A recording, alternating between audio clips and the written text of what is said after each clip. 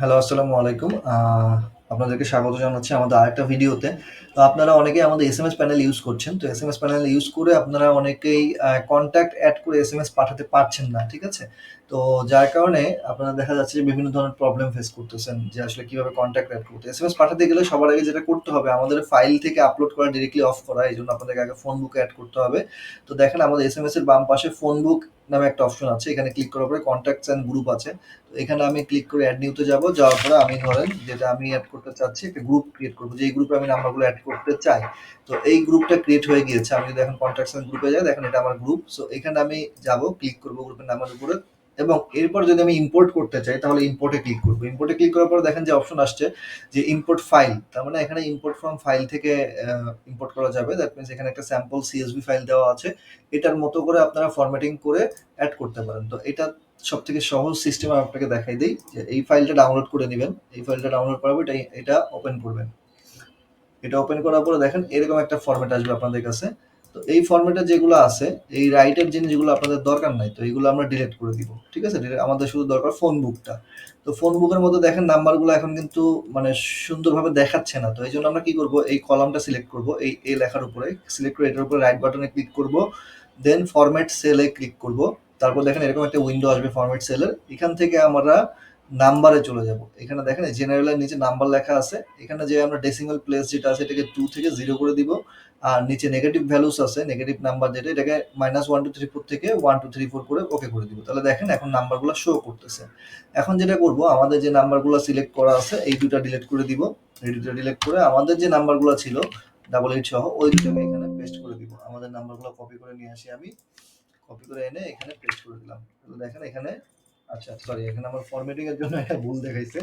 আমাকে যেটা করতে হবে এটার জন্য যেহেতু আমি ওখানে মানে ফরম্যাটিং গুলো এভাবে করেছি এটার জন্য আমাকে একটা নোটপ্যাড নিতে হবে আগে। তো নোটপ্যাডের নাম্বারগুলো আমি আগে দিব তারপর নোটপ্যাড থেকে কপি করে এনে এখানে পেস্ট করব তাহলে নাম্বারগুলো পেস্ট হয়ে যাবে। ঠিক আছে? তো এটা আমাদের ফাইলটা সেভ হয়ে গেল। এখন আমি ফাইলটা সেভ করলাম।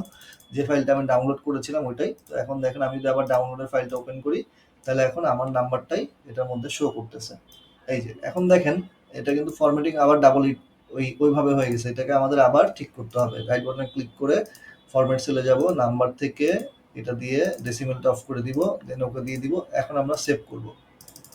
সেভ করলে ও বলতেছে যে কিছু ফরম্যাট ভুল হচ্ছে তাহলে আমরা সেভ অ্যাসে যাই এখানে হচ্ছে আমরা ইম্পোর্ট ডেমো যেটা ছিল 2 সো এখানে আমরা সেভ করে দিলাম। ঠিক আছে? কমা সিএসভি যেটা আছে ওকে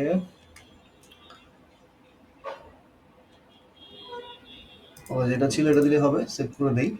এখন আমরা ফাইলটা আপলোড দিব। ঠিক আছে? এখন আমরা যদি এখানে ফাইলটা আপলোড দিই দেখেন ডাউনলোড ফোল্ডার থেকে